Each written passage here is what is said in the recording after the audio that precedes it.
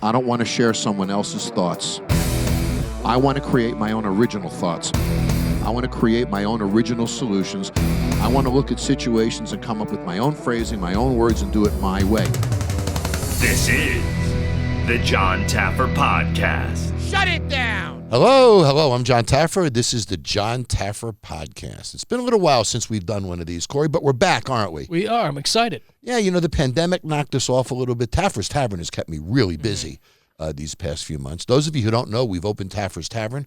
We opened in Alpharetta, Georgia. We're now open in Watertown, Boston. In Massachusetts, we're open in downtown Washington, D.C., We're in a Mercedes-Benz arena. We're opening in Alabama soon, Wisconsin soon. And Corey, I'm going to guess we're about 2 to 3 weeks away from a big announcement about Las Vegas. I'm excited. Yeah, Tavern's doing really, really well. I'm really excited about it. And I appreciate all of those who have been to the Tavern. So I got a funny story for you, Corey. About 2.5, 3 years ago, I'm at Taffer's Tavern.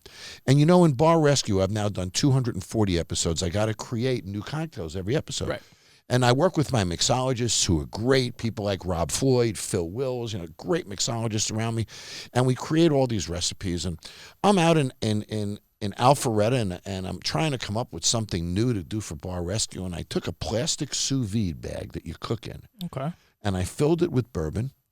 And then I took brown butter out of a frying pan, and I poured it in this plastic bag. I sealed it, and I put it in hot water at about 150 degrees, and I let it sit for hours. I then took the bag of the whiskey and the brown butter out of the hot water, put it in a walk-in refrigerator, let it cool. The butter coagulated on top, scooped it off, poured it in a coffee filter, believe it or not. Okay. It was a little cloudy, the whiskey. I can imagine. But it was freaking delicious. It was unbelievable. So we decided we're going to put it in a cocktail called the Campfire. So we decided we were going to put it in a cocktail called the Campfire. And we did. And Corey, we're selling 1,000 Campfires a month. So now this is 2 years ago. We're selling them like crazy. Everybody's asking for this browned butter bourbon. Well, I've never experienced anything like this before. So I went to a lab with Flavor Labs, and I started working with some great partners, and we created Taffer's browned butter bourbon. Beautiful. And I got a bottle right in my hand. So the process is incredibly difficult. So first you got to come up with the blend of the bourbon. Then you got to come up with the blend of the brown butter flavoring. And I don't want it to be sweet. That's not what it's about. It's a whiskey. Right. I want it to be a bourbon. I want it to taste like it with the brown butter flavoring. But once that's done, then you got to have a bottling company put it together. You got to do all the packaging, all the licensing and federal regulations. Then you need a bottle. Try to get a bottle these days post-COVID on supply side. You can't get glass. Then you have to design your label. You have to get the label approved by the federal government. Then you got to design your box. So now you have the product, the bottle, the label, and the box. And you have all the regulations, and you got your formula.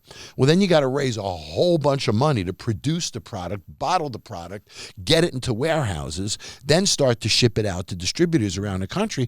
And after all that, doesn't mean one person's going to even ask for it. So then you got to market it. You got to market it to distributors, market it to consumers, create cocktails and recipes that are going to cause people to want to try it and see how delicious it is. So it's been a crazy 2.5 years putting Taffer's brown butter bourbon together. And I got to tell you, I didn't want to name it Taffer's. I looked at all sorts of other names, but the market research said we should call it Taffer's. And I didn't want it to be about Taffer. I wanted it to be about the bourbon because it's so freaking good. So we launched it in Boston about a month ago. We're now in 500 accounts all over the Boston area. We're launching it in Vegas in about 2 weeks, but we're already in a bunch of liquor stores here in Vegas. And then after the test markets in Boston and Las Vegas, we go national, and I'm pretty darn excited about it. Congrats, John. And what's amazing, Corey, is it's great in an old fashioned. It's great in a mixed cocktail. I just stumbled on something. I never thought I'd be in a bourbon business. Yeah. And I'm not in the bourbon business. I created this flavor that I loved so much that we felt we had to produce it. So that's what's been going on. It's been crazy with all the work to put together all the elements of brown butter bourbon and get it to market. And as we're doing this, of course, who calls? Paramount. Oh, okay. And they say, John, we'd like to talk about more bar rescues. Oh. And I must tell you, and I don't think I've ever said this to the audience before, but every year a bar rescue I've thought is the last one. These past 4 years, Corey, every year, Corey, I thought we're never going to do it. That's it. It's going to end this year. It's going to end this year. It never ends. So the like ratings have been. Yeah, it is. It's almost like every time I get out, they pull me back in. So this year, the network has asked me to do 2 more years. And so we've put that together. We're going to start production in about 60, 90 days or so. So there's a lot more bar rescues coming this year, and I'm pretty darn excited about that. Wow. So between Taffer's Tavern, Brown Butter Bourbon, and Bar Rescue, it's going to be a pretty darn busy year. Well, now some podcasts, if we can fit them in there, right? Yep. So I want to do something cool on the next podcast. Everybody's been talking about this AI and chat and all this kind of stuff. I would love to put into the AI, and this is a reason to listen to the next podcast. Give me a script for Jon Taffer's podcast. I wonder what it would do. Oh, yeah, we can do that. I've never done a scripted podcast before, and I probably won't. But I would love to see what Chat GPS? Or what if the Chat GPT? JPT. Or what if the guest is AI? What if the guest, so what if he's my guest? Right. And I ask him questions. Yeah. I'd like to ask him questions about you, Corey. I'd love to see what he comes up with. All right, we'll see. But it's interesting, and I'm wondering really how much media is all ChatGPT now that we don't know about.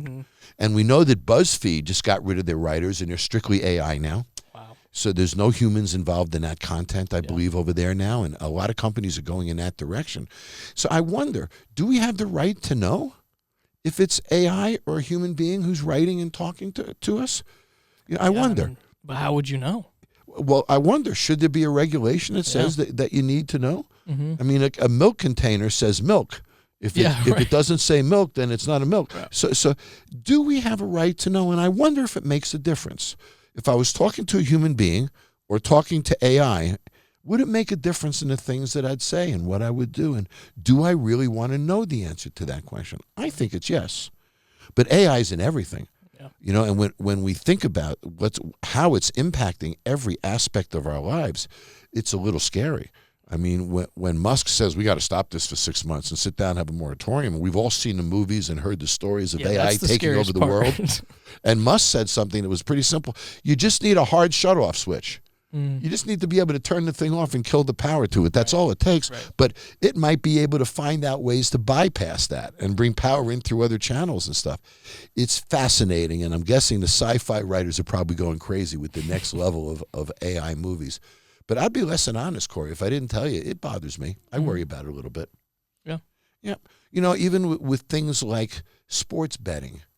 I mean, now AI is probably analyzing every player, the weather, the wind direction, the height of the stadium, the positioning of the sun. Yeah. I mean, think about this, the whole predictability of sports with AI. Right, and then where does it draw the line between telling me if that team's going to win or not? That's right. So are you disadvantaged now? Right, going against a sports betting thing because they have AI intelligence and you don't. And then I think about the stock market, right? And that too, all this AI stuff. And, am I disadvantaged as a human being in the stock market now without AI? And there's so many of these things that I think about now that I wonder, boy, are we, the human race, going to be disadvantaged to computers in 2 or 3 years? It's sort of going in that direction. It is. So it almost doesn't matter what room we walk into. If there's a computer in a room, you're not the smartest guy in a room anymore. No, you're not. It's going to be a very interesting couple of years. And then I read another article about how AI could affect the election, right? And candidates can use AI. So if you go on a social media or something, AI is going to tell you exactly what you want to hear. If I go on, it's going to tell me exactly what I want to hear. So I wonder if it isn't the voice of the candidate and it's AI, how truthful it becomes. And then I heard the ultimate, and I read this the other day. So people are using AI. They go to your Facebook or one of your social media pages, Corey. They get a sample of your voice off one of your videos. Okay.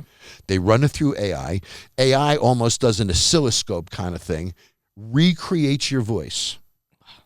I then have AI call your mother and say, this is Corey, I'm in a jam, wire me $1,000. Jeez. Your mother thinks she's talking to you. It duplicates your voice and your mannerisms perfectly.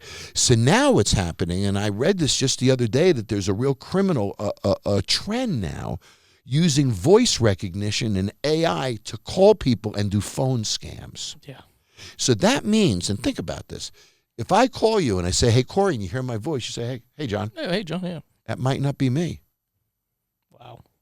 So that's getting pretty deep. So now they can take our face, right? Create a duplicate image of us, create a duplicate voice of us. So if you're a celebrity or you're a banker, or you're somebody who has a public persona, you could be destroyed just with a sample of your face, a sample of your voice, and AI technology can have you do or say anything today and put it out there. And now you have to defend it. And that's horrifying. Yeah.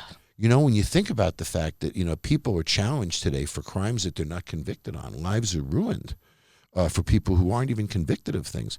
Think about when AI creates complete false scenarios. So it's interesting, and technology today is so fascinating. And, you know, I'm a Las Vegas guy. I love Las Vegas. I love gaming. I love the science of gaming. I love playing cards and understanding the odds and all of that. And I love sports. People know me. I love my hockey and my sports. And I think about how technology, AI, and sports are all blending together to create this whole new universe of products and such.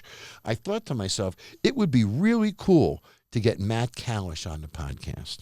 So Matt is the founder and one of the creators and owners of DraftKings.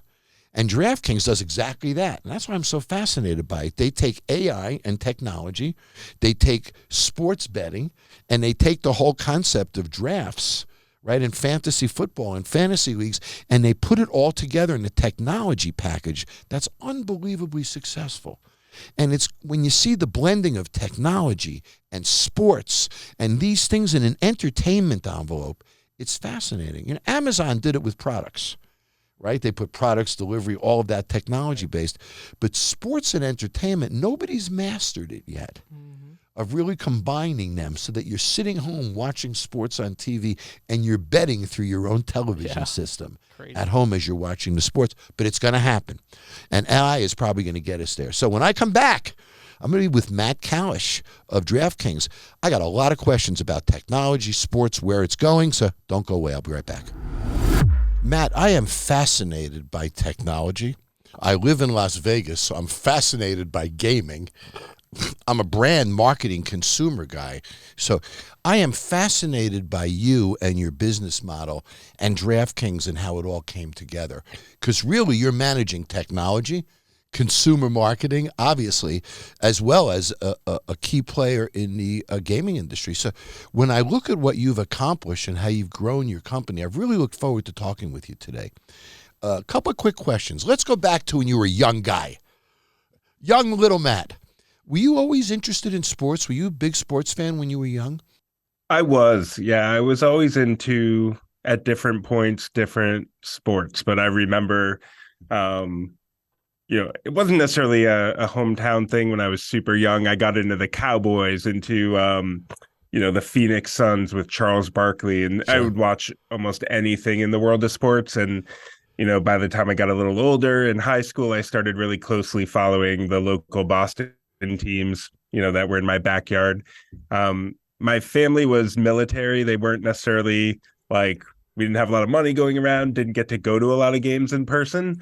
However, I was following, Paul Pierce and Antoine Walker and all the Celtics teams. Yeah. And then as I got into distance running baseball more and more, my track team would talk about baseball, got into fantasy, and, just kept getting deeper and deeper. So sports was in your DNA then? It was obviously a large part of your life when you were younger growing up. It really was, yeah. And I played a good amount of different sports. I did wrestling, football. Yeah. Distance running was the thing I was most talented in. Wow. Yeah. So when the whole gaming industry has so exploded, and I was looking at some statistics, these you probably know really, really well, Matt, but global sports betting market's now at about $156 billion. And when you take a look at it, in 2024, football should account for about 50% of that, or give or take about 75 to 80 billion in just football betting. Is that a number that you thought years ago would come to fruition, or does that number blow you away? It wasn't until pretty recently that even the idea of the U.S. market opening up for sports betting came to life. That late 2017 was really the first time that option became available because of the sports is the PASPA repeal case in the Supreme Court. Really, that was the blocker. So New Jersey wanted to open up the market. They pursued this case all the way to the Supreme Court. It was May of 2018 when it became obvious that the US would start opening up. And that's clearly the biggest market in the world. So I think it grew overnight, what you'd consider the market cap of sports gambling throughout the world. Yeah. So DraftKings, it existed prior to that, correct? Yeah. The heritage of DraftKings really came from this idea of, in fantasy sports, everybody loves doing the draft. They like, making those predictions, building their team. After the draft, it's much more passive. You're building some lineups, making decisions, but you've made the core decisions by drafting who you did up front, Yep. And that was always everyone's favorite part. So we wanted to build that experience of like, if every day you could draft, if there's much more rapid gratification, faster settlement. So we started building this platform around 1 day length fantasy sports, or 1 week length in the case of, golf or football. And that really allowed people to make lots of drafts. They could make fresh decisions every day. If you're traveling or on vacation or something, you could take a day or a week off. No penalty to that either. So it had this different value prop that I thought was much more consistent with people's increasingly short attention spans and whatever. And then also there was this idea of a lot of the leaders in fantasy were free to play games on ESPN or Yahoo or office leagues that you might do. So there's really no great way to get skin in the game in a meaningful way. Like you couldn't win, for example, like large prizes or compete with friends very easily for money. And so there was a lot of interest. We believed in the US, tens of millions of people we thought were skin in the game sports fans who didn't want to watch. They want to like predict things, bet, and stand to gain if they're right. Many years ago in the bar business, I'm going back like 20 years ago, Matt, there was a game called QB7. And you had a little handheld player. And what you did is you watched a football game in real time. And before each play, you would predict that one play. Pass, left, whatever it would be. And you'd score points and you'd compete nationally and stuff. It was always remarkable to me the fun people had predicting this and how wrong people typically were when they predicted it. I think the genius of DraftKings, and you just said it, was you looked at the best part of the whole draft football experience, fantasy football experience, and said, the best part is the draft. In other fantasy leagues, I do my draft. I'm stuck with it all season. If it isn't working for me, I just got to lick my wounds and live with it, right? That's just the way the season goes. With you, I get to reinvent my team, and I get to do what's most exciting every week, every time I play. I'm guessing that became the greatest asset of your offering, would you say? Is that the single most important aspect to your consumer success? Yeah, we identified this customer that we thought existed in the US. It wasn't really served in a meaningful way, mainly due to just not a lot of offerings being available in the US, not a lot being sort of legal regulated at that time. But we knew that there was tens of millions of people who wanted to make predictions, put something on the line, and compete to win real money. And the vast majority of our customers aren't putting tons of money in. 25-cent games are about 20% of our audience never plays anything bigger than that. $3 is our most common entry point during football season. Our biggest game with the most players is $3. And there's certainly people, like if you go to the casino, you'll see the people in the high limit room going, tons and tons of money. Yep. So there's a whole spectrum there, but everybody has this thing in common, which is the same DNA of like, I want to predict, see if I'm right, stand to gain something if I'm right. Yeah. It's competitive. It feels good to get that gratification. And often things don't go well and you have to take the L, and it's good for humility too, I guess. Absolutely. Learn how to lose and learn how to win. Learn from it. Yep.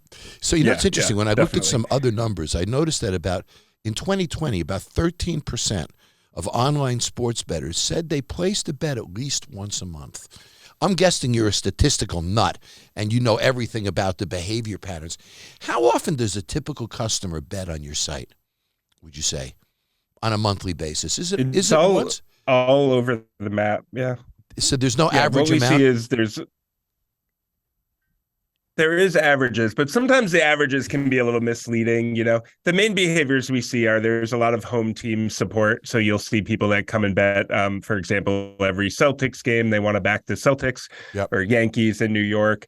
So there's a lot of homerism where people are supporting home teams, and that's one cohort.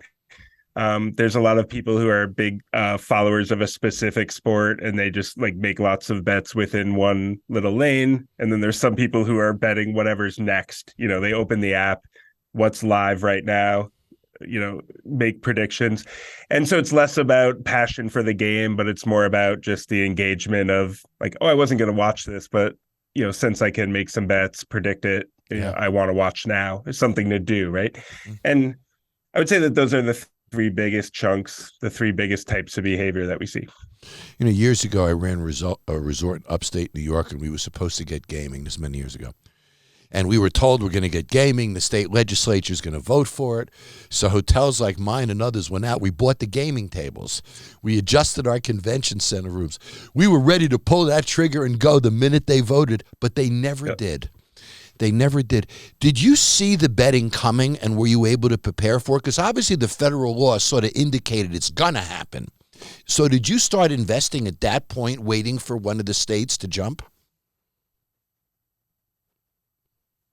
Only at the point where we saw the window with this Supreme Court case, it became clear that that had a really good opportunity, you know, because a lot of people who are, you know, the scholars, the people that study these things, I'm certainly no legal expert, but what we were hearing was this is probably not constitutional. You know, the essence of PASPA was really that there was 4 states that could offer legal regulated sports betting, which were like Nevada, Montana, Delaware, you know, and then no one else could ever regulate and open that market in their state. And the people were saying, the educated people in the space were basically saying, like, the federal government can't differentially treat states, you know, that way. You can't have 4 states who can do something and that's unconstitutional. So, yeah, so that was the idea. And we started investing in the platform when the case was taken by the Supreme Court, because we thought it was a good enough chance that it would break that direction. And sure enough, by May 2018, you know, that decision had come down, and then New Jersey was immediately ready to pass the regulation. We were live. We took our first bet in August. It was August 1st of 2018, about 3 or 4 months after Supreme Court ruled. But we had been working for a year and a half before that in anticipation of that moment. So we were first to market due to that. I got a kick out of the fact that you launched in Watertown, Massachusetts, because I have a Taffer's Tavern there in Watertown at Arsenal Yards right there. So yes, indeed. So you're like that classic Stephen Jobs-ish types of story. Your company started in your garage. Now, when you started this in the garage, would you say you had a technical orientation, a marketing orientation? And how did you and your partners, you know, assume your roles, if you will? And I'm speaking to entrepreneurs out there, Mark, that have an idea like you did. And maybe it involves technology and marketing and consumer behavior like yours. How did you get all the pieces put together in those early days? It took maybe 6 months to figure out the exact lanes. I mean, my partners, Jason Robbins and Paul Lieberman, we did nights and weekends for months and months while we had a corporate job in 2011 and the early part of 2012. And a lot of that early days was we were writing some code, a prototype of the site, trying to figure out if we wanted to raise money. And in those early days, because it was sort of like my original idea, and I pulled this little group together, you know, I felt like I was captaining a lot of it. But once we started going down a path of, you know, we want to raise money, we want to go out to build a deck, go talk to VCs, try to hit the capital markets, get a little money in the bank to quit our jobs and go after this. Yeah. Jason Robbins, clear CEO of the company, he was exceptional, like wonderful networker, really, really gifted communicator, really gifted with relationships and like personal CRM. You know, an example would be he never took a meeting without asking, who else should I talk to? You know, so he'd take a meeting, get 3 more names, then those 3 would turn into 9, and then it would be 27. Wow. I think by the time we talked to VC number 41, who was Ryan Moore at a venture place called Accomplice. Today it's called Accomplice. At the time it was Atlas Venture in Boston. It was about our 40th pitch that we got an offer for our seed, about $1 million of seed funding. And that was all just Jason putting it on his back, going out, networking. We would go into the pitch and do the demo. Paul and I were much more, Paul tech and product, and I was much more on the kind of what is the product we're building, how it operates, who's the customer, the marketing, that kind of engagement aspect of it. And so I've always thought of my role as more the closest to the customer, the game design, the game master, so to speak. Paul's a really, really talented engineer and has built what is a tremendous team really around. I would compare it to any big tech company that you'll find out in Silicon Valley, like exceptional in terms of the quality of the tech, the talent we have. Yeah. Everybody goes into companies and everybody says, and if you don't say as an entrepreneur, you should, how do I exit? Right, I want to come in, I want to build this company, I want that company to build value, but at some point I want to exit, I want to cash out, I want to enjoy my life. So when you look at a company like yours, you guys have the ultimate. I mean, you had an opportunity to go public. And I took a company public many, many years ago. That's a big hurdle in financial reporting and compliance, and very, very difficult step for a company to take. How did you find that? Did you find that to be a tedious process? Did you find it to be an easy process?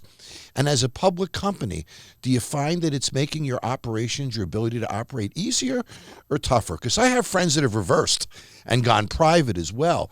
What is your feeling being in the betting business and in the public capital space at the same time in the public markets? Well, it definitely broadens your stakeholders. I mean, you have a lot more. Yep. When you're private, you're really just trying to make sure that the business is sustainable, that you're able to fund the plans that you want to do, that you have enough support, enough available capital, all of that. We raised over time prior to going public, like a very meaningful amount of money, hundreds of millions of dollars on the private markets through, I believe it was something like 6 or 7 funding rounds. We raised a Series E. So you diluted yourselves pretty heavily then in that process, I would think. Oh, yeah, yeah. I mean, one of the things that Jason, Paul, and I have always believed is if you can get, well, 2 things really. One is if you can add people around the table who are helpful, it's always worth giving up some ownership. And that's probably number one thing that I've noticed with early stage founders or people that have good ideas, pretty good teams, but don't quite get there, is a little too protective, maybe over, like, it's not that different to have 90% of like a mid-sized company or have 5% of a giant company. Sure. It's really not, right? Yep. And being able to open the tent, we've always been very welcoming to anybody that we thought could help us, and we'd want them aligned with us. So the best way to do that, we're often, relationships as advisors, or in our company, we give every single employee stock. So that's another version of this, where we're not hoarding and trying to, hold all of the ownership in the company. We want to make sure that we build something big and that everyone shares in that. And going public, though, now you're in a world where there's a lot of retail investors, like tens or hundreds of thousands of people own some of the stock. So now you have this world of everybody cares, much more so than ever before. So I definitely think that creates a lot more like attention towards how the stock is performing versus how the company fundamentally is performing. Right. And there can be a difference. Distracting if not careful. And there can be a difference between those two. Obviously, one is somewhat sector and market driven, whereas the other is strictly driven on the performance of the company. You know what I love about your company is not only your history, how you've evolved, but now you're taking it to the next level. So help me understand. I'm a huge hockey fan, Matt, big time hockey fan. I'm a Knights fan here in Vegas. And talk to me about your league relationships now, because now you're really expanding in the way you're going at business. So what does a league relationship mean to DraftKings, for example, an NHL relationship? There's a lot of flavors to that. And our first league deal was 2013 with Major League Baseball, about a year after we launched, year and a half after we launched. And it was actually the first league deal anybody had done in fantasy or real money gaming. And fascinating, like the Major League Baseball, the leadership, like Bob Bowman at the time and some of the people behind advanced media at baseball really understood that engagement is super important. especially in a sport like baseball, where maybe it's declining a bit in interest. It's seen as a little bit slow, not as modern in terms of like how many people are sitting there watching a whole baseball game just for fun. It's less than it used to be, for sure. And so they saw the value in engagement. I get it. Makes perfect sense. You're creating a new relevancy for the game in your own universe, in essence. Yeah, I was going to kind of continuing on the baseball piece, like as we built more, as we grew the business, as we had more data on how customers engage with the game, baseball is kind of the first one to move on it, but everybody saw the same dynamic, which is people watching, say, basketball, football, whatever. More people tune in, they're watching more games, they're watching for much longer, and it's much more steady in terms of like the attention span, the engagement. And fantasy really was that from 2013 through sports betting getting passed in 2018. All of the leagues got behind it heavily, a lot of the teams as well. And it really came from that idea, though, of this is something that our fans want. It's tremendously popular, really. Like the issue of sports betting, fantasy, the vast majority of people who love sports think that that should be an offering that's available, that's legal, regulated, and it really drives a lot of behavior. So I think that's the mutual, like the league relationship really comes down to that idea of they understand that that's what fans want. We understand that, we're in a great position to drive that value for the league. Yep, that makes perfect sense. And it's just all about engagement, certainly. And you can take a game that maybe is a little tired and you can add energy to it, add relevancy to it. And when you look at a baseball, you have a pretty young audience compared to other endeavors. So you're bringing a vibrant audience, a more youthful audience, 18 to 30 typically, in your betting platform, which is exciting for these leagues also, I would think. Absolutely. Yeah, we have, I would say, generally speaking, like over index on education, on income, on it's the early adopters a lot of the time too, right? The people that play on DraftKings are often like the first one to jump on board with a new trend. Like if you think about during COVID, when a lot of people's behavior changed a lot, stuff like day trading stocks became popular, crypto, sports card or NFT or whatever, all these different things that people were doing during COVID when they had to change behavior. It's really the DraftKings customer, like we noticed, we're always the first mover on any of these trends. You would see instead of when sports were paused, instead of sports, it would be something like, oh, I'm going to buy sports cards or speculate on stock or whatever, And so it's something that it's a thought leader. It's somebody that is really a driver of culture. And being on the right side of our audience, I think is often a good sign. Like if you see people in the DraftKings halo picking things up, like the customers of DraftKings picking something up, it probably has legs usually. Yeah. So that puts some pressure on you because you have an audience that expects you to be forward moving. They expect you to have cutting edge technology, right? You can't fall behind. So it's interesting today. Everybody's talking about AI, as we know. It's a real buzz topic today. And when I think about AI and how it affects your business, obviously you can have improved analytics and stuff with AI, right? You can understand your customer a little better, I'm guessing, right? And you can analyze customer behavior with AI. I'm guessing that you can also probably use AI to enhance your customer experience. Creating feedback, right? Looking at pages people go to, their consumer behavior as they're on your sites, what they're doing and how they're doing it, et cetera. And then I also think about how AI could assess a game, a team, and consider weather factors and historic factors and stadium or arena factors and even wind factors, obviously, whatever. All of these variables now creates, I guess, a greater artificial intelligence for predictability of games and of players and things like that. I find all of these things so fascinating, Matt, when you think about how AI can add so much, particularly to an industry that's so analytical as yours is. And then I even think when you're dealing with all of these states and compliance issues, AI, I'm guessing, can help with compliance at some point and all of that. So when I think about AI in your company, I'm guessing it's something that you guys are looking hard at as technologies that are going to help drive your industry in the future, I would think. Is that accurate?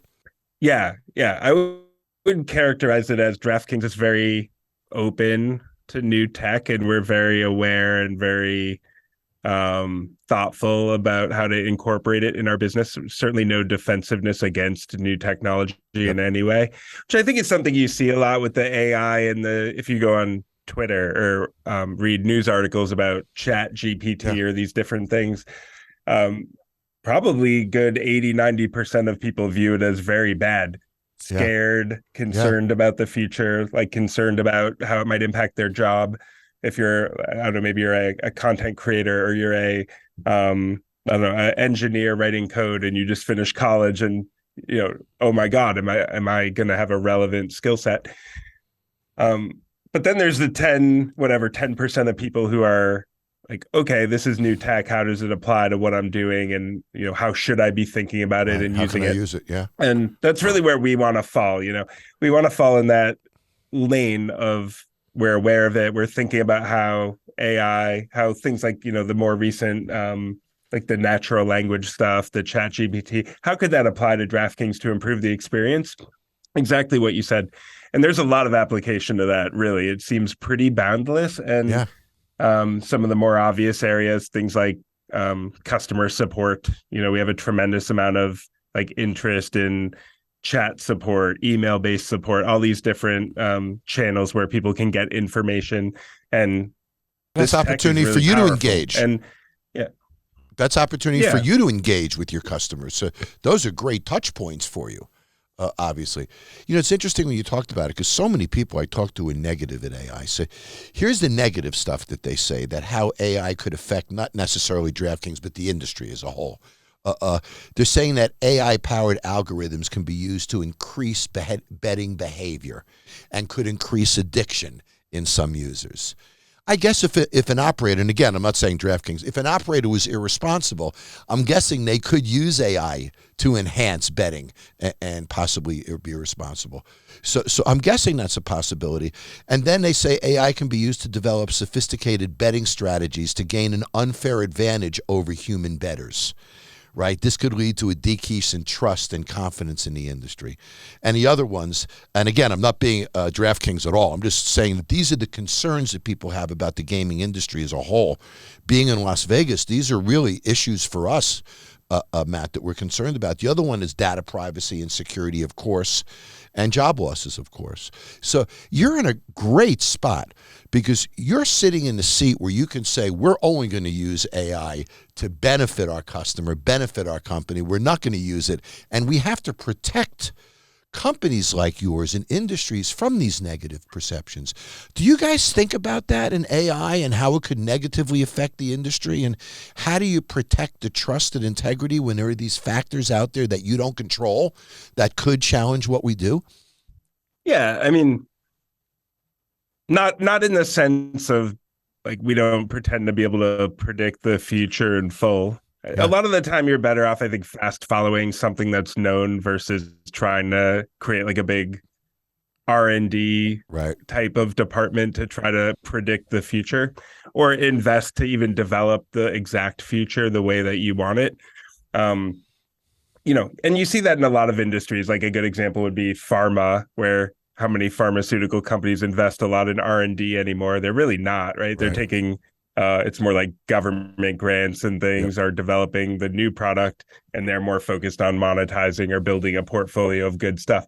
And, in our case, we're not looking to invent the future in terms of AI or in terms of any of this technology, but certainly need to be aware of the direction it's headed and how it impacts our business, how it impacts our consumer. And a couple of things that I like to think about on this front are, an example would be stock market. Like, I'm a retail trader. I think the stock market is very fun. I'm also quite aware because I'm just thoughtful about these things. Like, I'm very aware that 90% of the market is like algorithmic trading from Goldman Sachs or Morgan Stanley or God knows who, whatever hedge fund. Mm-hmm. I'm very aware that there's probably like big Wall Street banker people manipulating things, that they have information I don't, and all of this. And I don't consider that to be like a great situation for me, but I like being in the stock market, so I do it. And, it's something that I think about something like horse racing as well. In the horse racing market, rough numbers would be 10 billion ish of betting handle in the US. About 8 billion comes from API high volume bettors. It's like 10 people, basically. Wow. 10 people are $8 billion of the horse racing market. 2 billion is everyone else. So when you think about like, horse racing, fun US pastime, not really. I mean, Right. it's not so much, right? Technology is always changing. And I think the most important thing is for everyone to be aware of it, be aware of what's changing and how that might change your experience. And in the case of something like sports betting, there's already pretty darn good models. Like we're pretty good at predicting what's going to happen in a game, plus or minus like a relatively small amount, right? And that's why the business exists. That's why the margins aren't 50%. It's 110 to win 100 or whatever. It's like pretty tight in terms of predictability.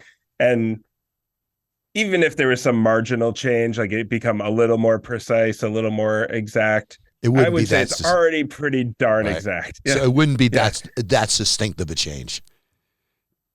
Yeah. I've always thought of sports betting as it's a hobby. It's recreational. The core transaction really is you're betting something for the opportunity to win more, and you're paying some amount of fee, right? And a lot of games, it's exactly predictable, like casino, blackjack, where the exact, if I play perfect, I know exactly.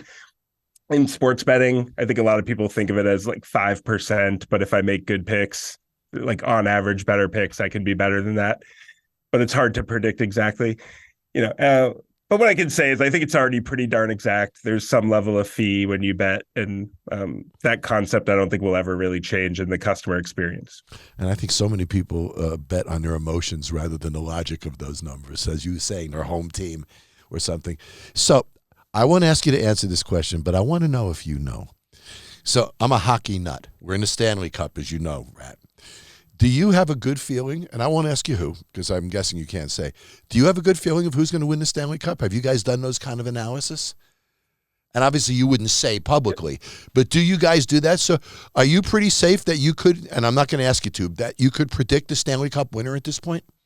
Not we could predict the probability of each team very accurately. Yeah. For example, like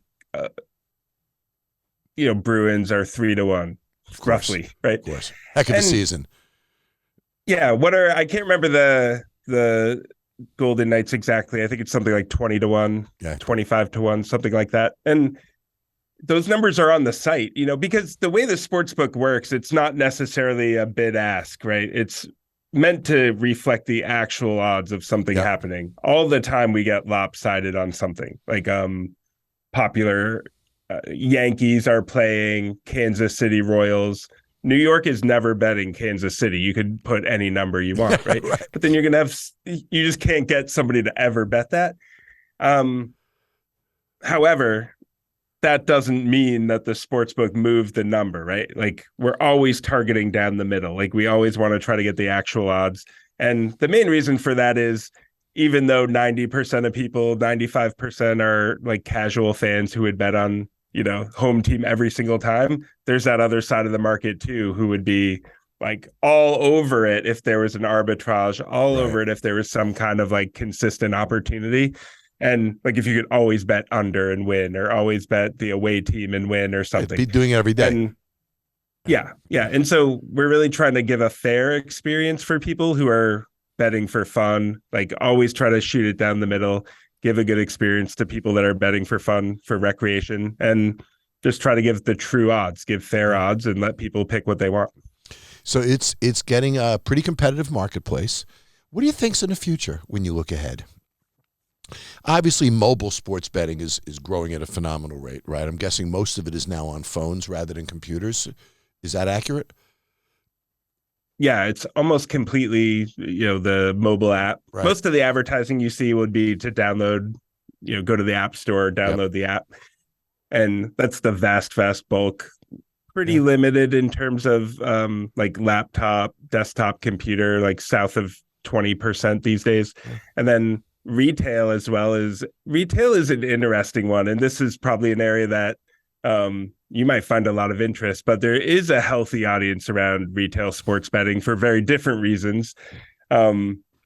it's like a chosen experience that people want. They want to go in with cash, make a bet, be able to take their ticket and get their money if they win right away, hang out at the bar and have some drinks with friends. It's social. There's a reason that people like to go to a retail sports book. And so that whole piece, I think a surprise for a lot of people was when mobile sports betting opened up, mobile iGaming opened up, it actually grew a lot of the retail casinos revenue as well at the same time. Yeah. And just because more people were generally interested in the category, more people had tried it out. The idea of like, oh, maybe I'll go to Atlantic City. I like playing on DraftKings. It'd be a fun trip. These sort of things are happening. And we see it here. One of the biggest. We see it here in Las Vegas, man. I mean, everybody says, well, these casinos open all over the country. Las Vegas is screwed, right? Who's going to go to Vegas when you can gamble down the street? Well, the fact of the matter is we just had 25 months of over $1 billion a month. So it didn't affect us at all. I agree with you. What it does is it introduces people to the activity. They get comfortable with it. And then they do it in other places. They elevate. Obviously, DraftKings is great because I can start at a quarter. I can start very, very low. I can build it up. I can grow it with me. And it's approachable in every kind of a way. I think that's the genius of it, is the approachability of it. Matt, it's a lot of fun to talk to you, buddy. You run a great company. You know what I love about your company is your company is so based in trust, right? I need to trust you to do business with you. And you've done such a great job creating that trust in the marketplace, being a real leader of that trust in the marketplace. That's why I was so eager to hear about the AI stuff from you, and because that is probably your greatest consumer asset is trust, I would think. Would you agree? I think it is. At the end of the day, people want to know that you're getting fair shake, fairness. Like if you're making a bet, you want to know that the payout, the odds are fair. Yep. You want to know that you'll receive the money, or like money you're holding on the site is safe. If something comes up, that you're going to be treated with some kind of liberal policy on, like something exceptional happens that gave a bad experience. You want to know that the company will have your back and it'll be liberal in terms of how they address it, and it's really critical. And I think a couple of things that go into trust are like when you mentioned things like league, team, athlete relationships, those media company relationships, and even just the size and the scale of the company and the social proof. Yep. Like there's only a couple companies really, DraftKings and FanDuel and kind of MGM, who have the scale of being able to say like millions of people are playing on the platform consistently, I'm getting my money, I'm getting odds that are fair, whatever. And by working with the leagues, the regulators, the teams, the athletes, everybody has skin in the game, to see this go well and to see it be successful. So being in the light, not in the black market meaning, but being in the light in the regulated world and doing things the right way, that are visible, that are transparent. It doesn't mean that you do everything perfectly. It doesn't mean you do everything right all the time. We mess up stuff all the time. But you do it with integrity. But you're transparent. You self-report things that go wrong. You communicate clearly with the customer if something goes wrong. Make it right, and you move on, right? And a lot of the time, this what we call like service recovery, like the recovery from a bad experience, drives more loyalty if you do it right. I completely agree. Yeah, you're never striving to have problems for anyone, but when you do, but you can turn them, and you can create it. Great engagement from those negative situations if you do it right. But you should be very proud of yourself. You built a heck of a company. I don't think there's anybody out there that does it better than you guys do, or has a better reputation, or is more consumer oriented than you do. A lot of entrepreneurs listen to this, and a lot of them have jobs like you did, Matt. And they're trying to build up the courage to leave that job and start their business and go out and get investor funds and everything. There's a lot going on in the world around us these days. If you're an entrepreneur who was thinking of pulling the trigger today, would you? Yeah, because I think it really comes down to, as I've gotten older, I'm 41 now. When we started DraftKings, I was 29.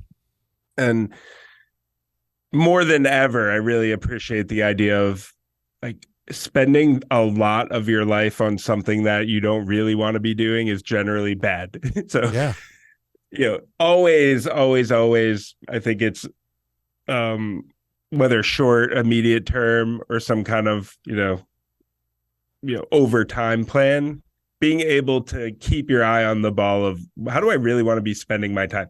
For me, it's every single thing. This is my dream job. Every single thing I do every day, I love doing. And a lot of the work is very hard. There's a lot of aspects of being an executive too at a public company that aren't fun, certainly not fun. Like probably get credit for a lot of the marketing, the, sponsorship stuff, promotional stuff, playing the game, all that is very fun. But then you have these other pieces of, finance, legal, compliance, whatever, like you name it, HR stuff that sometimes can be unpleasant, etc. Lots of aspects that aren't. But at the end of the day, I'm doing the job I want to be doing. And that's how I'm spending my days. And I go home and I spend time with my family, and I love that. I have a really balanced life that I enjoy a lot.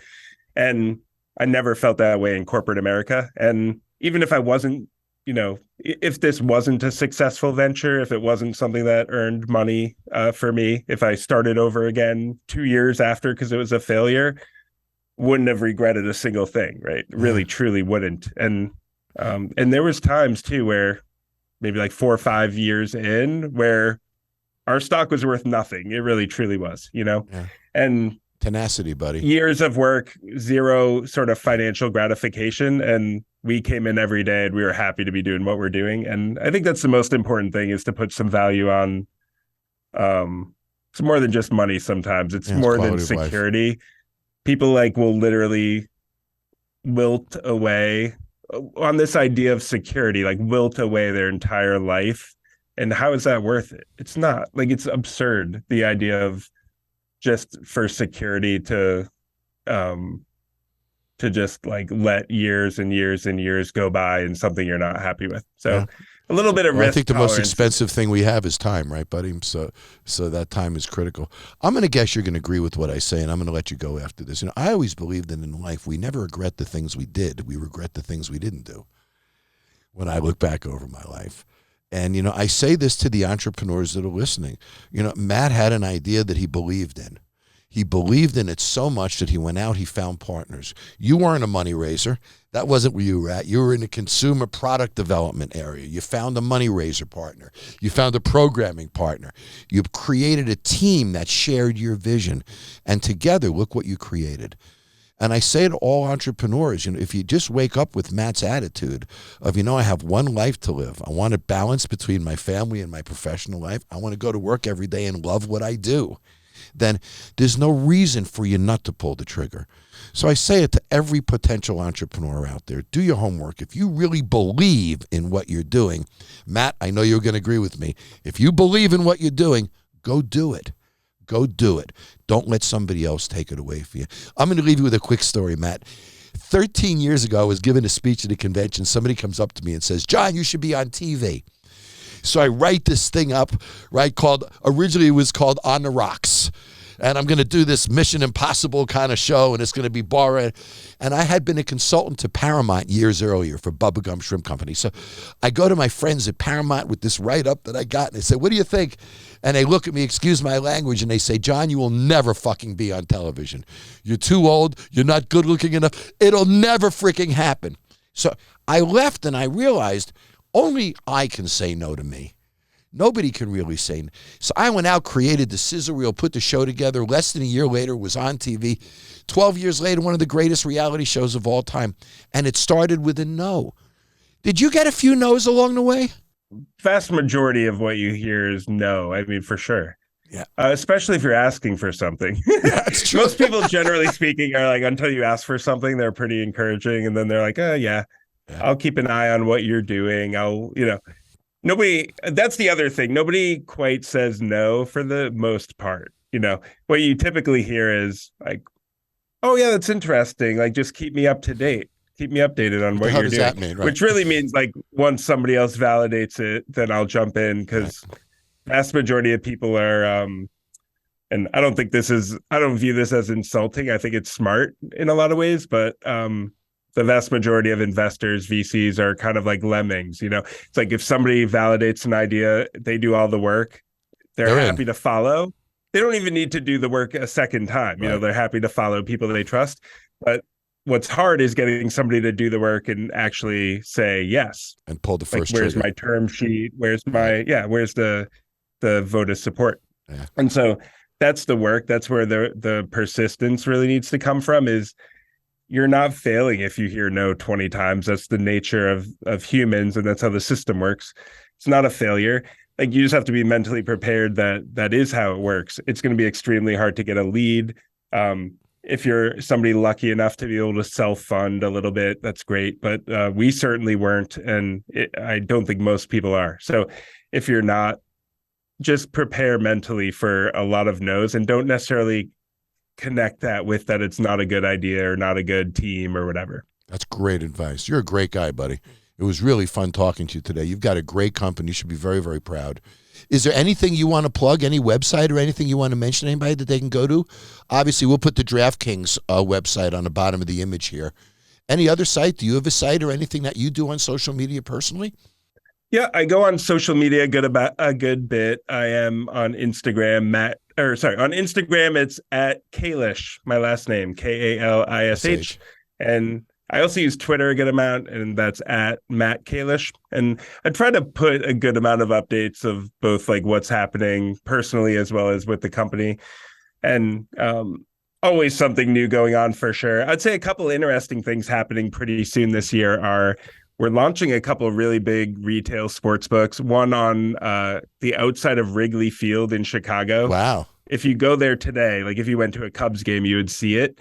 DraftKings Sportsbook. It'll be a really, I think, iconic location. Obviously, like the idea of building something at such a storied stadium was a big deal. And yeah, the Rickett family and everybody, huge supporters of the company, really got behind this. And I think it'll be a great, physical manifestation of what we do and the type of experience that we want.